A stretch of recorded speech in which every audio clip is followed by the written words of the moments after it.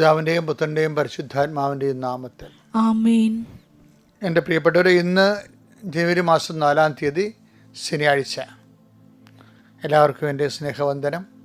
ഇന്നത്തെ ദിവസം കർത്താവ് നിങ്ങളെ പ്രത്യേകമായി അനുഗ്രഹിക്കട്ടെ എന്ന് ആത്മാർത്ഥമായിട്ട് പ്രാർത്ഥിക്കാം. അമ്മേ, പരിശുദ്ധ അമ്മേ, അമ്മേ പരിശുദ്ധ ദൈവമാതാവേ, അന്ന് അങ്ങ് കൃപാസനത്തിൽ പ്രത്യക്ഷപ്പെട്ട് വരാൻ പോകുന്ന മഹാദുരന്തത്തിൽ നിന്ന് രക്ഷപ്പെടാനും എല്ലാവർക്കും വേണ്ടി പ്രാർത്ഥിക്കുവാനും ആവശ്യപ്പെട്ടിട്ട് 20 വർഷം തികയുന്ന ഈ വേളയിൽ കൃപാസനത്തിലൂടെ ഞങ്ങൾക്കും ഈ ദേശത്തിനും അങ്ങ് മധ്യസ്ഥം തേടി തന്ന എല്ലാ അനുഗ്രഹങ്ങൾക്കും കൃപകൾക്കും ഞങ്ങളിപ്പോൾ ഹൃദയം നിറഞ്ഞ നന്ദി പറയുന്നു. അമ്മേ പരിശുദ്ധ അമ്മേ, ജപമാല മാതാവേ, സകല പ്രാർത്ഥനകളോടും ചേർത്ത് ഞങ്ങളിപ്പോൾ പ്രാർത്ഥിക്കുന്ന ഈ കുടുംബത്തിന്റെ പ്രത്യേക നിയോഗം. ഇന്നത്തെ ആവശ്യം പറ മക്കളെ.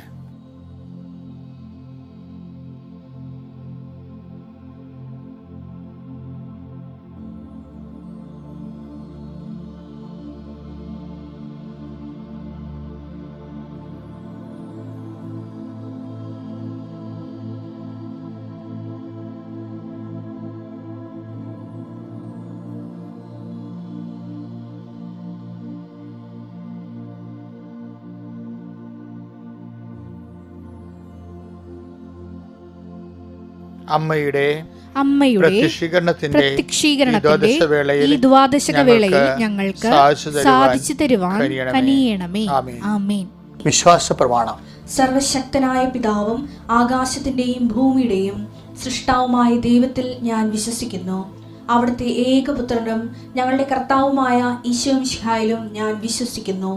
ഈ പുത്രൻ പരിശുദ്ധാത്മാവിനാൽ ഗർഭസ്ഥനായി കന്യകാമറിയത്തിൽ നിന്ന് പിറന്ന് പൊന്തിയോസ് പീലാത്തോസിന്റെ കാലത്ത് പീഡകൾ സഹിച്ച് കുരിശിൽ തറയ്ക്കപ്പെട്ട് മരിച്ച് അടക്കപ്പെട്ട് പാതാളങ്ങളിൽ ഇറങ്ങി മരിച്ചവരുടെ ഇടയിൽ നിന്ന് 3-ാം നാൾ ഉയർത്ത് സ്വർഗത്തിലേക്ക് എഴുന്നള്ളി സർവശക്തിയുള്ള പിതാവായ ദൈവത്തിന്റെ വലതുഭാഗത്തിരിക്കുന്നു. അവിടെ നിന്ന് ജീവിക്കുന്നവരെയും മരിച്ചവരെയും വിധിക്കുവാൻ വരുമെന്നും ഞാൻ വിശ്വസിക്കുന്നു. പരിശുദ്ധാത്മാവിലും ഞാൻ വിശ്വസിക്കുന്നു. വിശുദ്ധ കത്തോലിക്കാ സഭയിലും പുണ്യവാന്മാരുടെ ഐക്യത്തിലും പാപങ്ങളുടെ മോചനത്തിലും ശരീരത്തിന്റെ ഉയർപ്പിലും നിത്യമായ ജീവിതത്തിലും ഞാൻ വിശ്വസിക്കുന്നു. ആമേൻ. സ്വർഗ്ഗസ്ഥനായ ഞങ്ങളുടെ പിതാവേ, അങ്ങയുടെ നാമം പൂജിതമാകണമേ. അങ്ങയുടെ രാജ്യം വരണമേ. അങ്ങയുടെ തിരുമനസ് സ്വർഗത്തിലെ പോലെ ഭൂമിയിലും ആകണമേ. അന്നു വേണ്ടുന്ന ആഹാരം ഇന്ന് ഞങ്ങൾക്ക് തരണമേ. ഞങ്ങളോട് തെറ്റ് ചെയ്യുന്നവരോട് ഞങ്ങൾ ക്ഷമിക്കുന്നത് പോലെ ഞങ്ങളുടെ തെറ്റുകൾ ഞങ്ങളോടും ക്ഷമിക്കണമേ. ഞങ്ങളെ പ്രലോഭനത്തിൽ ഉൾപ്പെടുത്തരുതേ, തിന്മയിൽ ഞങ്ങൾ രക്ഷിക്കണമേ. ആമേൻ. നന്മ നിറഞ്ഞ മറിയമേ, സ്വസ്തി. കർത്താവ് അങ്ങയുടെ കൂടെ സ്ത്രീകളിൽ അങ്ങ് അനുഗ്രഹിക്കപ്പെട്ടവളാകുന്നു. അങ്ങയുടെ ഉദരത്തിൻ ഫലമായി ഈശോ അനുഗ്രഹിക്കപ്പെട്ടവനാകുന്നു. പരിശുദ്ധ മറിയമേ, തമ്പുരാന്റെ അമ്മേ, പാപികളായ ഞങ്ങൾക്ക് വേണ്ടി ഇപ്പോഴും ഞങ്ങളുടെ മരണസമയത്തും തമ്പുരാനോട് അപേക്ഷിക്കണമേ. ആമേൻ. എൻ്റെ കർത്താവ് നിന്റെ ഉന്നതമായ നാമത്തിന് സ്വസ്ഥം ചെയ്യുന്നു. ഇന്നത്തെ ദിവസം അങ്ങയിൽ ആശ്രയിക്കുന്ന മക്കളെ അങ്ങ് അനുഗ്രഹിക്കണമേ. കർത്താവെ, നിന്റെ വിശുദ്ധ പൗരോഹിത്യത്തെ മഹത്വപ്പെടുത്തണമേ. കർത്താവെ, സഭയിലുള്ള സാന്നിധ്യം നീ പ്രകടമാക്കണമേ. അമ്മേ, പരിശുദ്ധമേ, ദേവമാതാവേ, എല്ലാ മക്കൾക്കും വേണ്ടി മധ്യസ്ഥം വഹിക്കണമേ. കർത്താവ്, ഇന്ന് ഞങ്ങൾ സഞ്ചരിക്കുന്ന വീഥികളെ നീ ആശീർവദിക്കണം. ഞങ്ങൾ സഞ്ചരിക്കുന്ന ഇടങ്ങളെ നീ ആശീർവദിക്കണം. കർത്താവ്, ഇപ്പോഴേ രാവിലെ എഴുന്നേറ്റ് നടക്കാൻ പോകുന്നുണ്ട് ഈശോയെ. കർത്താവ്, അങ്ങനെ ഓരോരോ ഘട്ടങ്ങൾ, ജീവിതത്തിൻ്റെ വ്യത്യസ്തങ്ങളായ ഘട്ടങ്ങളിലെ കർത്താവിൻ്റെ വചനം കേൾക്കുന്നവരെ, ഈ പ്രാർത്ഥന പങ്കെടുക്കുന്നവരെ കർത്താവ് അനുഗ്രഹിക്കട്ടെ. കുടുംബത്തിന് വേണ്ടി കണ്ണീരിലാകുന്ന എല്ലാവരെയും നീ ഈ നിമിഷം ആശീർവദിക്കുന്നു. കുടുംബത്തിന് വേണ്ടി ഭാരമെടുക്കുന്ന എല്ലാ മക്കളെയും ഈ നിമിഷം മാതാവിൻ്റെ മധ്യസ്ഥരെ ആശീർവദിക്കുന്നു. കുടുംബത്തിൻ്റെ ഭാരങ്ങൾ ഏറ്റെടുത്ത ആളാണ് അമ്മ. കാനായിലെ വിവാഹവേദിയിൽ ചെല്ലുമ്പോൾ ആ കുടുംബം അനുഭവിക്കാൻ പോകുന്ന വലിയ ഭാരങ്ങൾ മുൻകൂട്ടി കണ്ടുകൊണ്ട് അത് കർത്താവിന് തിരുസനെ കൊണ്ടുവന്ന് കൊടുത്ത അമ്മേ, പരിശുദ്ധമ്മേ, ദേവമാതാവേ, ഞങ്ങൾ ഈ ധ്യാനം കൂടുന്ന ഓരോ കുടുംബത്തിനും, ഈ പ്രാർത്ഥനയിൽ പങ്കെടുക്കുന്ന ഓരോ കുടുംബത്തിനും സംഭവിക്കാനിരിക്കുന്ന തിന്മകളെ അമ്മ വിവേചിച്ച് മനസ്സിലാക്കിക്കൊണ്ട് അവർക്ക് അമ്മ നീല മേലങ്കിയുടെ സംരക്ഷണം നൽകണമേ എന്ന് പ്രാർത്ഥിക്കുന്നു. കർത്താവേ, ഒരു കുഞ്ഞുണ്ടായത് അബോർഷനായിട്ട് മരിച്ചു, അടുത്തതും മരിച്ചു. അങ്ങനെ ഇനി ഗർഭം ധരിക്കാൻ തന്നെ പേടിയായിരിക്കുന്ന അമ്മമാരെ കർത്താവെ അവരുടെ വയറിൽ നിൻ്റെ വിശുദ്ധമായ വലതുകരം വെക്കണമെന്ന് പ്രാർത്ഥിക്കുന്ന ഈശോയെ. ത്വക്ക് രോഗമുള്ള കുഞ്ഞുങ്ങളുണ്ട് ഈശോയെ. കണ്ണിന് കാഴ്ചക്കുറവുള്ള കുഞ്ഞുങ്ങളുണ്ട് ഈശോയെ. മുടി വളരാത്ത, കിളുക്കാത്ത, പല്ല് മുളക്കാത്ത, നടക്കാൻ പറ്റാത്ത, നിരങ്ങാൻ പറ്റാത്ത, നിവർന്ന് നിൽക്കാൻ പറ്റാത്ത കുഞ്ഞുങ്ങളുണ്ട് ഈശോയെ. ആ കുഞ്ഞുങ്ങളെല്ലാം നീ സ്പർശിക്കണമെന്ന് പ്രാർത്ഥിക്കുന്ന നടുവേദനയുള്ള മാതാപിതാക്കന്മാരെ, നടുവ് കഴിച്ച് വിട്ടുപോണ പോലെ തോന്നുന്നത്, ഒരു പണി നിന്നുകൊണ്ട് ചെയ്യാൻ പറ്റാത്തത്, കുനിയാൻ പറ്റാത്തത്, നടക്കാൻ പറ്റാത്തത്, ഒരു ഭാരം എടുക്കാൻ പറ്റാത്തത്, എന്തെല്ലാം കഷ്ടപ്പെടാൻ അങ്ങനെ മക്കൾ അനുഭവിക്കുന്ന ഈശോയെ. പല മരുന്ന് കൊണ്ടിട്ട് മരുന്ന് കാണുമ്പോൾ തന്നെ മരുന്ന് കഴിക്കുന്നത് കൊണ്ട് പ്രത്യേകിച്ച് പ്രയോജനമൊന്നും ഇല്ലല്ലോ എന്ന് തോന്നിയിട്ട് മനസ്സിന് നിരാശ വന്നിട്ട് ദയനീയമായിട്ട് മരുന്നിനെ നോക്കുന്നവരുണ്ട് ഈശോയെ. അവരെല്ലാം സ്പർശിക്കണമെന്ന് പ്രാർത്ഥിക്കുന്ന കർത്താവേ. ഈശോയെ, കുടുംബത്തിൻ്റെ ദുഃഖങ്ങളെ, കുടുംബത്തിലെ അംഗങ്ങൾ തന്നെ ഉണ്ടാക്കുന്ന ദുഃഖങ്ങൾ, അംഗങ്ങൾ തന്നെ ഉണ്ടാക്കുന്ന ഭാരങ്ങളിൽ നിന്ന് കർത്താവെ അവരെ സംരക്ഷിക്കണമേ. എൻ്റെ കർത്താവിൻ്റെ ഉന്നതമായ നാമത്തിനും സഭയുടെ അധികാരത്തിൽ, കുരിശിൻ്റെ അടയാളത്തിൽ, ദൈവത്തിൻ്റെ ശക്തിയാൽ ജോലിയില്ലാത്ത മക്കളെ ആശ്രയിച്ച് പ്രാർത്ഥിക്കുന്ന, ജോലി അന്വേഷിച്ചു പോകുന്നവരെ സമർപ്പിച്ച് പ്രാർത്ഥിക്കുന്ന, പണം അന്വേഷിച്ചു പോകുന്നവരെ സംബന്ധിച്ച് പ്രാർത്ഥിക്കുന്നു, വായ്പ അന്വേഷിച്ചു പോകുന്നവരെ സംബന്ധിച്ച് പ്രാർത്ഥിക്കുന്നു, മറ്റ് സ്ഥാപനങ്ങളെ അവലംബമാക്കിക്കൊണ്ട് അവിടെ രേഖകൾ ലഭിക്കാൻ വേണ്ടി പോകുന്നവരെ സമർപ്പിച്ച് പ്രാർത്ഥിക്കുന്നു. എൻ്റെ കർത്താവിൻ്റെ ഉന്നതമായ നാമത്തിൽ സഭയുടെ അധികാരത്തിൽ ഇന്നത്തെ ദിവസം ഡേറ്റെക്കുറിച്ച് കർത്താവെ പ്രാർത്ഥിച്ച് കാത്തിരുന്നിട്ട് ഈ ദിവസമാണ് അതെന്ന് മനസ്സിലാക്കിയിട്ട് ഈ ദിവസം വരാൻ വേണ്ടി കാത്തിരുന്ന ദിവസം പ്രാർത്ഥിക്കുന്നു. ഈ ദിവസം വന്നതിൻ്റെ പേരിൽ പേടിക്കുന്ന ദിവസം പ്രാർത്ഥിക്കുന്നു. ഇങ്ങനെ വ്യത്യസ്തങ്ങളായ സമയങ്ങളെ ഓർത്തുകൊണ്ട് സങ്കടപ്പെടുന്നവരും സന്തോഷിക്കുന്നവരും പ്രത്യാശയുള്ളവരും പ്രയാസമുള്ളവരെയും സമർപ്പിച്ച് പ്രാർത്ഥിക്കുന്നു. എൻ്റെ കർത്താവിൻ്റെ ഉന്നതമായ നാമത്തിൽ സഭയുടെ അധികാരത്തെ കുരിശിൻ്റെ അടയാളത്തിൽ നിൻ്റെ വ്യവരാധികളെയും വ്യാപത്തുകളെയും യേശുക്രിസ്തു നാമത്തിൽ ഞാൻ ബന്ധിക്കുന്നു. എൻ്റെ പ്രിയപ്പെട്ടവരെ, ഇന്നത്തെ വചനം നമുക്കറിയാവുന്ന വചനമാണ്, പക്ഷേ അറിയാവുന്ന വ്യാഖ്യാനമല്ല. അത് നടപടി പുസ്തകത്തിൻ്റെ 2:38 വായിക്കാം. പത്രോസ് പറഞ്ഞു, നിങ്ങൾ പശ്ചാത്തപിക്കുവിൻ, പാപമോചനത്തിനായി എല്ലാവരും യേശുക്രിസ്തുവിന്റെ നാമത്തിൽ സ്നാനം സ്വീകരിക്കുവിൻ. പരിശുദ്ധാത്മാവിന്റെ ദാനം നിങ്ങൾക്ക് ലഭിക്കും. പരിശുദ്ധാത്മാവിന്റെ ദാനങ്ങൾ എന്തുമാത്രം ഉണ്ടെന്ന് നിങ്ങൾക്കറിയാവോ? എന്തൊക്കെ ഉണ്ട്? അത് പരിശുദ്ധാത്മ ദാനങ്ങളെക്കുറിച്ച് പറയുന്ന ഭാഗങ്ങൾ വായിക്കണം.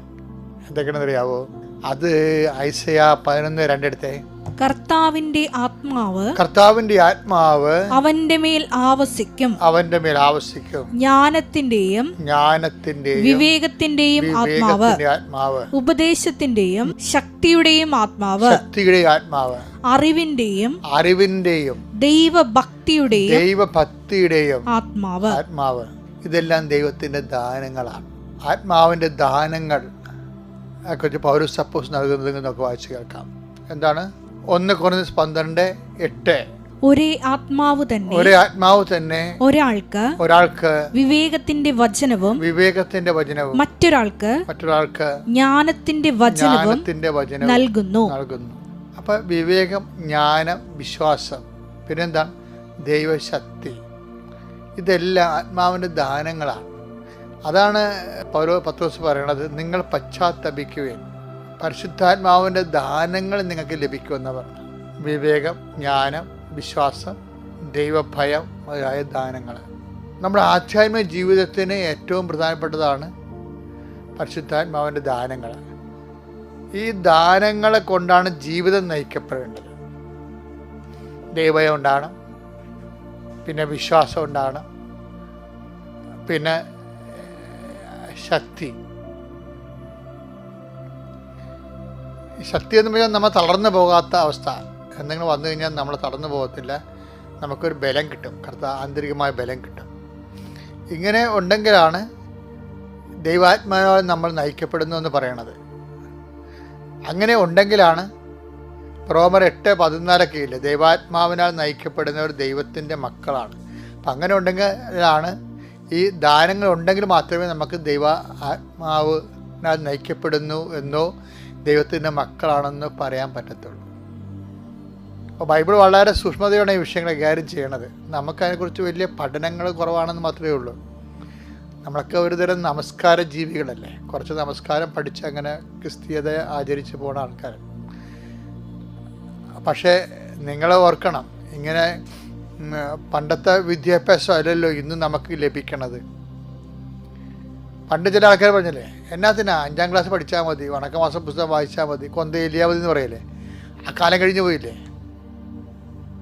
അതുപോലെ തന്നെയാണ് ആധ്യാത്മിക മേഖലകളിലും ആ നമസ്കാരത്തിൻ്റെനേക്കാൾ വചനത്തിൻ്റെ ആധ്യാത്മിക അറിവുകൾ നമ്മൾ സമ്പാദിക്കാൻ കാലം നമ്മളെ നിർബന്ധിക്കുന്നുണ്ട്. അത് കാലത്തിനും നിർബന്ധം, ദൈവത്തിനും നിർബന്ധമായതുകൊണ്ട് തന്നെയാണ് നമ്മൾ ഇതുപോലെയുള്ള വചന ശുശ്രൂഷകൾ വിടാതെ കൂടുകയും ആത്മാവിൽ വളരുകയും ചെയ്യുന്നതനുസരിച്ച് കൊണ്ട് നമ്മൾ ആർജിക്കുന്ന കൃപ അറിഞ്ഞുകൊണ്ടാണ് അനുസരിച്ചാൽ നമുക്ക് മഹത്വം ലഭിക്കുന്നത്. ഞാനിപ്പോൾ അതിലോട്ട് അധികം പോകുന്നില്ല, ഞാൻ തിരിച്ചു വരികയാണ്. നിങ്ങൾക്കറിയാമല്ലോ, അതായത് ഇപ്പം നമ്മൾ ആദ്യം എന്താ പറഞ്ഞത്, പരിശുദ്ധാത്മാവിൻ്റെ ദാനങ്ങൾ നിങ്ങൾക്ക് ലഭിക്കുന്നു. പൗലോസ് നിങ്ങൾ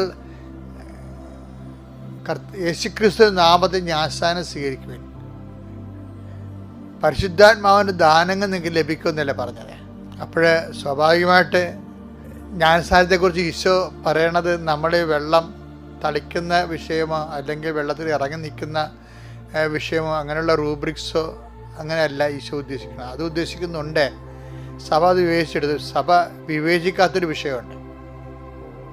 സഭ വിവേചിച്ചെടുത്തിട്ടല്ലേ കർത്താവിൻ്റെ വാക്കുകളിൽ നിന്ന് കൂദാശകളെ വിവേചിച്ച് മനസ്സിലാക്കുന്നത്.